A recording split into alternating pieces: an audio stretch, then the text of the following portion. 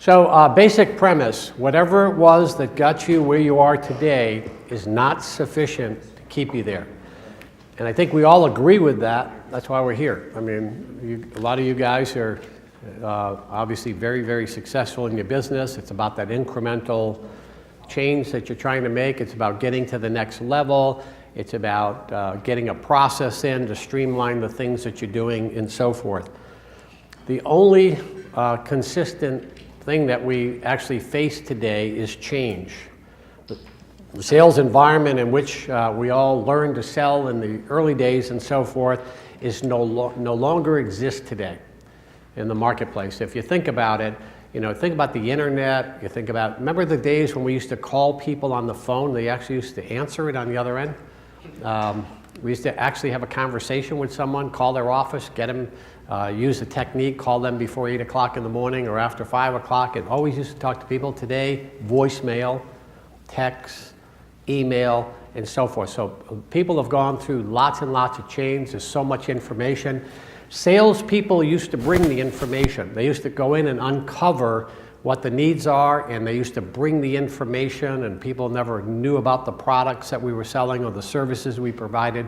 Today it's all over the internet, and the information is just out there, some good and some bad, but it's out there, so people are educating. These changes may cause great uncertainty and confusion about the appropriate actions that you should take in your sales and marketing strategy. The greater the change, the greater the uncertainty in the sales cycle. And this all comes from a number of different areas. Where change occurs, it occurs in the marketplace that we're dealing with today. So whatever market you're in, you've seen a lot of change. If you're in the healthcare business with Obamacare, if you're in the executive benefit space with 409 Cap A and other regulations and service providers and products and so forth, you see change in your client base. Clients are different today. They buy differently. They have a totally different structure. We have definitely seen change as it relates to our product lineup. Products are a lot different today. Years ago, we relied on maybe our own platforms for illustrations and so forth. Today, you can do a lot of things in that area. In fact, one of Lion Street's competitive advantages in the marketplace is they can take 42 carriers on a system within 60 seconds, illustrate them all.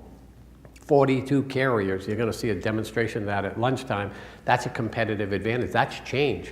I mean, years ago, I used to go to the home offices of insurance companies getting illustrations and spreadsheeting and using Lotus spreadsheets, information on products. Products are different. They're priced different. RIA services in the market today, variable life insurance, index products, and so forth.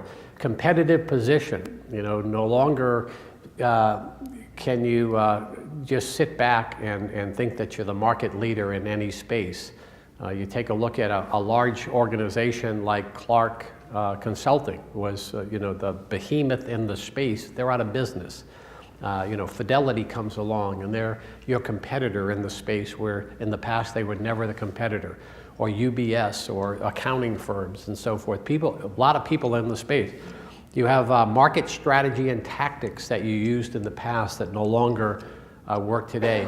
And maybe even in your own organizations, because of some change in structure, it's different doing business with those changes. Maybe now you have a broker-dealer structure that requires you to do business in a different way. Or maybe you sold your company into another organization and there's been a cultural change and so forth. So these changes come as subtle erosions, sudden events, or continuous growth. So as an example, when you take a look at maybe the retirement space with compliance around 401ks and so forth, we've all seen that coming over the years as compliance got tougher and tougher and tougher. Subtle event is 409 Cap A comes into play, and all of a sudden the rules are different how you deal in executive benefits. Continuous growth is where we deal with is a change that occurs over time in a positive growth fashion. So we've seen an opportunity to do something because over time this has gotten better and better. A company likes our products and services, and our business grows because of some of the things that we did.